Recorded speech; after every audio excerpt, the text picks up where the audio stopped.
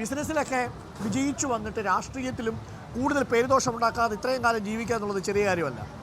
അത് നമ്മൾ പലരെ കണ്ടിട്ടുണ്ടല്ലോ കേരളത്തിലെ സാഹചര്യത്തിൽ. അല്ല, അതൊക്കെ വിലയിരുത്തേണ്ടത് പൊതുജനങ്ങളാണ്. അതെ, ജനങ്ങളോടൊപ്പം പ്രവർത്തിക്കുന്ന ഒരു വ്യക്തി എന്നുള്ള നിലയിൽ അവരാണ് ഇതൊക്കെ വിലയിരുത്തുന്നത്. ഒരു കാര്യം കൂടി ചോദിക്കട്ടെ, ഇത്തവണ കൂടി ജയിച്ചാൽ അടൂർ പ്രകാശ് ആറ്റിങ്ങൽ പ്രകാശാക്കി പേര് മാറ്റൂ?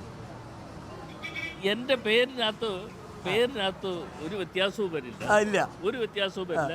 എൻ്റെ പേര് അടൂരിനോടാണോ ആറ്റിങ്ങലിനോടാണോ കൂടുതൽ സ്നേഹം എന്നൊരു ചോദ്യം ഉണ്ടാവും. എൻ്റെ പേര് ഞാൻ SM കോളേജിൻ്റെ വിദ്യാർത്ഥി പ്രസ്ഥാനത്തിന്റെ സെക്രട്ടറിയായി ഞാൻ വരുന്ന അവസരത്തിൽ ആ പേര് എനിക്ക് അടൂർ പ്രകാശ് ആ പേരിട്ടത് ശ്രീ രാജ്മോഹൻ ഉണ്ണിത്താനാണ്. കാസർഗോഡ് ഇന്ന് മത്സരിക്കുന്ന രാജ്മോഹൻ ഉണ്ണിത്താനാണ്. നാമശ്രീയാണ് പുള്ളി. കുറിച്ച് പറയും മലയാള സിനിമയിലെ നടന്മാർക്ക് പേരിട്ടത് രാജ്മോഹൻ ഉണ്ണിത്താൻ. ഈ പേര് കേരളമോദി പത്രത്തിൽ കൊടുത്തു. പത്രത്തിൽ പിറ്റേ ദിവസം അച്ചടിച്ചു വരുമ്പോഴാണ് ഞാനിത് കാണുന്നത്. അടൂർ പ്രകാശ്. അപ്പൊ ഞാൻ അതുവരെ എന്തായിരുന്നു പേര്? വെറും പ്രകാശ്. ഇനിഷ്യൽ എന്തായിരുന്നു? ആർ പ്രകാശ്. അടൂർ പ്രകാശായി മാറുന്ന രാജ്മോഹൻ ഉണ്ണിത്താനിലൂടെ. അതെ, അങ്ങനെ മാറ്റി എന്ന് പറയുമ്പോൾ അങ്ങനെ അദ്ദേഹം അത് കൊടുത്തതിന് ശേഷം എന്നോട് പറഞ്ഞു, എടാ എന്നെങ്കിലും ഇത് പ്രയോജനപ്പെടും എന്നൊരു വാക്കുകൂടി പറഞ്ഞു.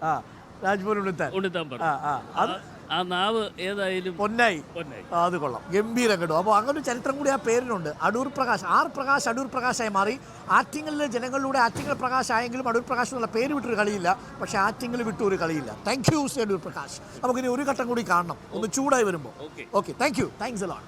അപ്പോൾ അടൂർ പ്രകാശാണ് നമുക്കൊപ്പം ചേർന്നത്.